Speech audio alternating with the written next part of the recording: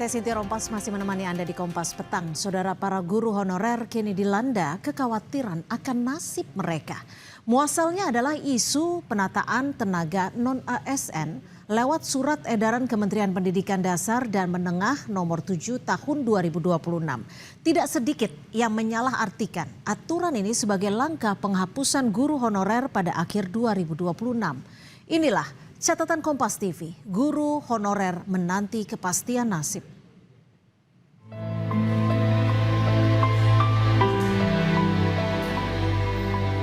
Membaca rumor tersebut atau wacana tersebut jujur sedih karena passion saya ketika saya mengajar di sini, saya menemukan bahwa passion saya termasuk mengajar.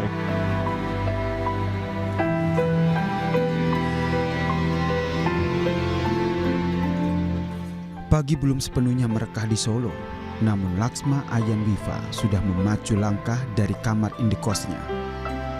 Baginya setiap detik adalah pertaruhan. Di bawah bayang-bayang kebijakan pemerintah yang mengancam akan menghapus perannya tahun depan, guru honorer ini menolak untuk sekedar pasrah pada nasib. Walau ia mengaku resah dengan kebijakan pemerintah yang dinilai tidak berpihak padanya. Walaupun sekarang saya di sini sebagai guru honorer, tapi saya masih ada rasa kepemilikan kayak siswa tersebut. Saya pengen ngelihat siswa tersebut sukses, dan kalau semisal wacana tersebut jadi dilaksanakan, saya sudah tidak bisa bertemu dengan siswa dan tidak bisa mengajar lagi.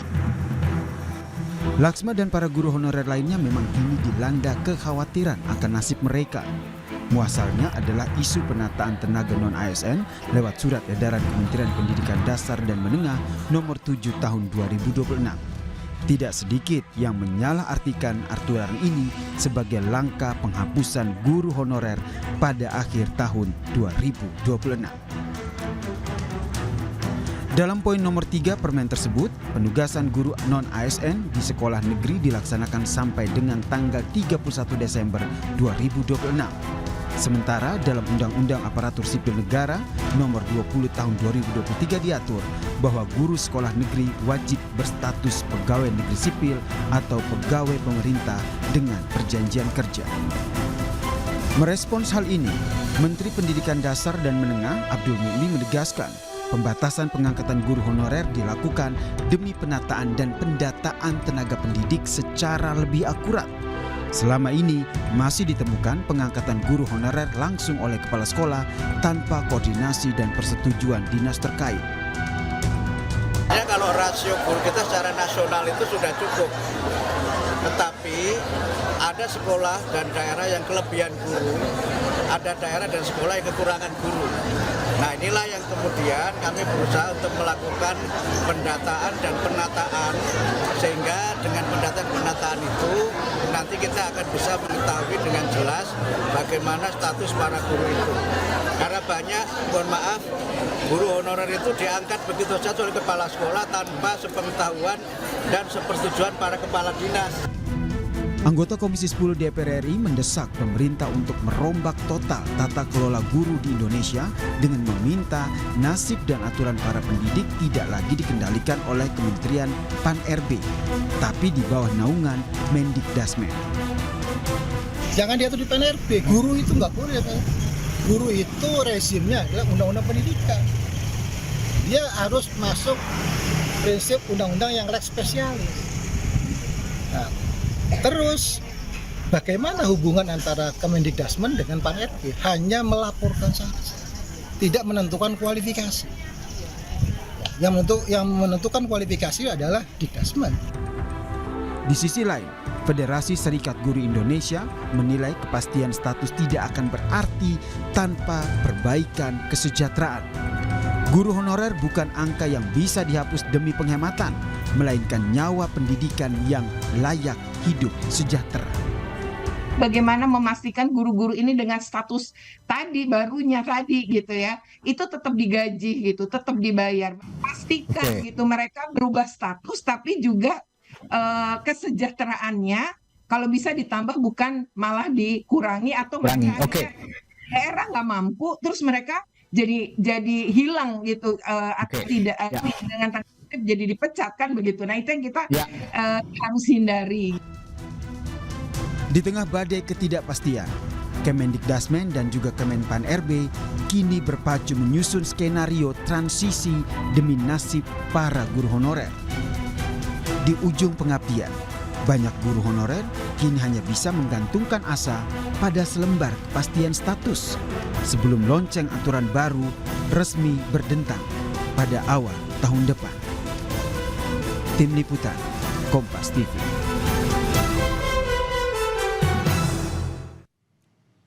Sejatinya, surat edaran Menteri Pendidikan Dasar dan Menengah Mendikdasmen nomor 7 tahun 2026 tentang penugasan guru non-ASN yang berlaku sejak 13 Maret 2026 lalu bertujuan memberikan kepastian bagi guru honorer untuk tetap bisa mengajar hingga 31 Desember mendatang.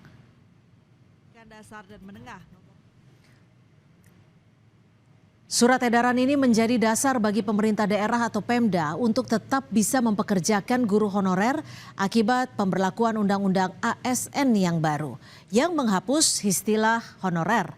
Tetapi yang terjadi justru sebaliknya. Banyak guru honorer khawatir akan keberlanjutan nasib mereka. Pengabdian puluhan tahun menjadi guru akan terhenti bila sampai akhir tahun ini mereka belum berstatus ASN pegawai pemerintah dengan perjanjian kerja atau ASN P3. Jaringan Pemantau Pendidikan Indonesia JPPI mencatat hingga saat ini masih ada sekitar 2,3 juta guru honorer yang mengajar di sekolah dan madrasah negeri maupun swasta. Tenggat waktu yang tersisa kurang dari 7 bulan untuk menjadi momok menakutkan bagi jutaan guru honorer tersebut. Karena banyak dari mereka belum berstatus sarjana, tidak memiliki sertifikat pendidik karena belum menempuh pendidikan profesi guru, atau tidak terdaftar dalam data pokok pendidikan alias Dapodik. Belum lagi, Pemda sering tidak mengusulkan jumlah kebutuhan guru yang sesuai dengan kebutuhan real di lapangan, dengan alasan tidak punya uang.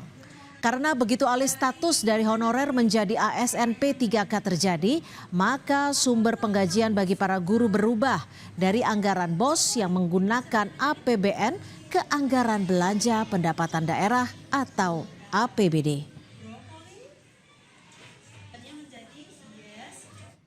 Keberatan gubernur, bupati, dan wali kota ada benarnya. Apalagi di tengah pemangkasan dana transfer ke daerah akibat politik efisiensi yang dijalankan Presiden Prabowo. Tetapi keberatan ini juga tidak sepenuhnya tepat karena sepanjang tahun 2026 publik masih dipertontonkan penggunaan dana APBD yang kurang prioritas seperti pembiayaan renovasi kantor, pembelian mobil dinas baru, hingga tunjangan operasional yang nilainya fantastis. Kurangnya keberpihakan sejumlah pemimpin daerah terhadap nasib guru masih diperburuk lagi dengan kasus korupsi yang menjerat mereka. Bahkan kurang dari 1 tahun saudara, yakni dari periode Agustus 2025 hingga April 2026 sudah ada 11 kepala daerah terjerat OTT KPK. Persoalan tentang ketidakpastian nasib guru honorer telah terjadi bertahun-tahun dan menjadi pekerjaan rumah yang tidak pernah selesai dari presiden ke presiden. Butuh political will dan keberpihakan yang kuat dari semua stakeholder pemerintahan, baik di pusat maupun di daerah, untuk menjalankan undang-undang yang mengubah status guru honorer menjadi ASN P3. Tentu tidak hanya stakeholder pendidikan saja yang terlibat, tetapi juga stakeholder lintas kementerian seperti keuangan, pengaturan birokrasi, hingga Kementerian Dalam Negeri. Jika pemerintah saat ini memprioritaskan pemenuhan gizi anak melalui program MBG, sudah sepatutnya dibarengi dengan prioritas perbaikan dan kepastian nasib guru honorer sebagai faktor penting kualitas pendidikan. Pemenuhan gizi anak dan perbaikan kualitas pendidikan adalah dua sisi mata uang. Keduanya tidak boleh terpisah, apalagi dibedakan skala prioritasnya.